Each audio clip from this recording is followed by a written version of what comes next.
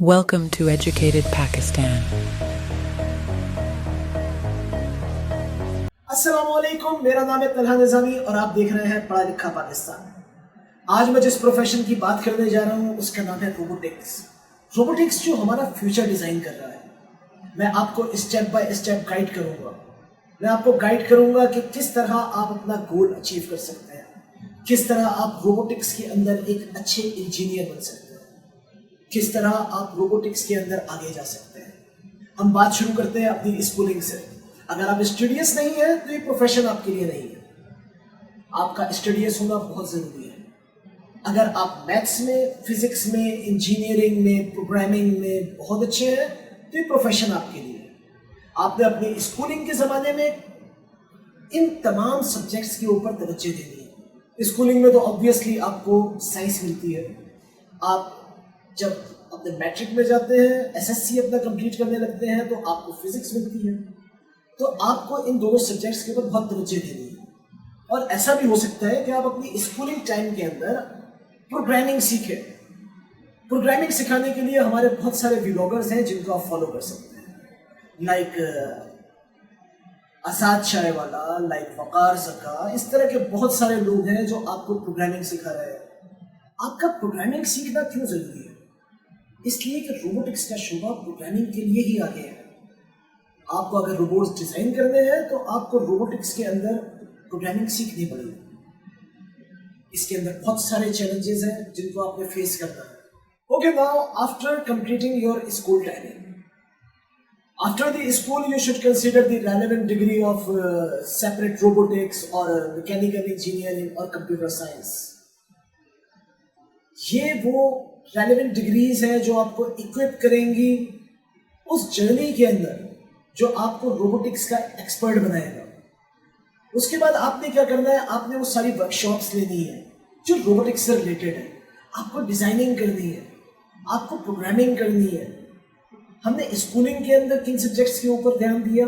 हमने मैथमेटिक्स किया, हमने साइंस किया, उसके बाद हम प्रोग्रामिंग की तरफ आ गए, उसके बाद हम टेक्निकल नॉलेज की तरफ आ गए, उसके बाद हम चले गए डिग्रीज की तरफ। हमने रेलिवेंट डिग्रीज ले ली।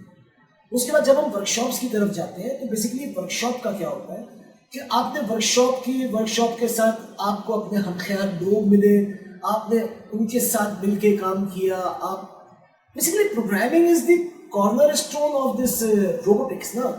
तो हमारा ध्यान बेसिकली प्रोग्रामिंग की तरफ है, क्योंकि एजुकेशन तो हम अपनी स्कूलिंग से लेते आ रहे हैं ना।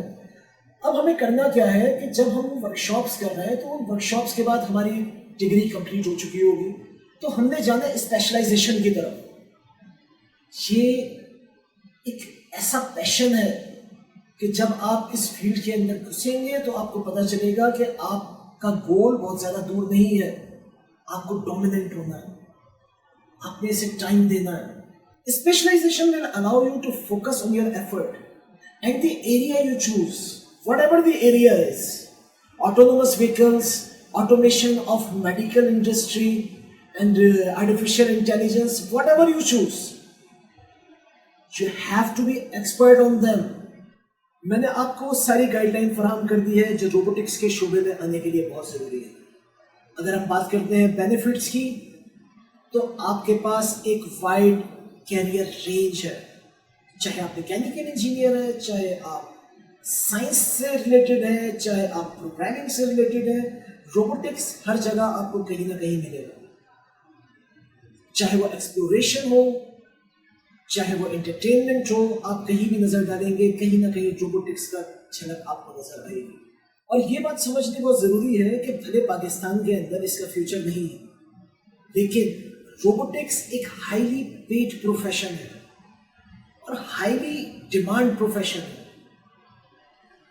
मेरा व्लॉग आज यही ख़त्म होता है। अगर आपको ये व्लॉग पसंद आया है, आप इसी तरह की इंफॉर्मेटिव वीडियोस देखना चाहते हैं, अगर आप नित नए प्रोफेशंस के बारे में जानना चाहते हैं, अगर आपको गाइडलाइन देनी है अपने बच्चों को, तो सब्सक्राइब कीजिए, लाइक कीजिए, शेयर कीजिए।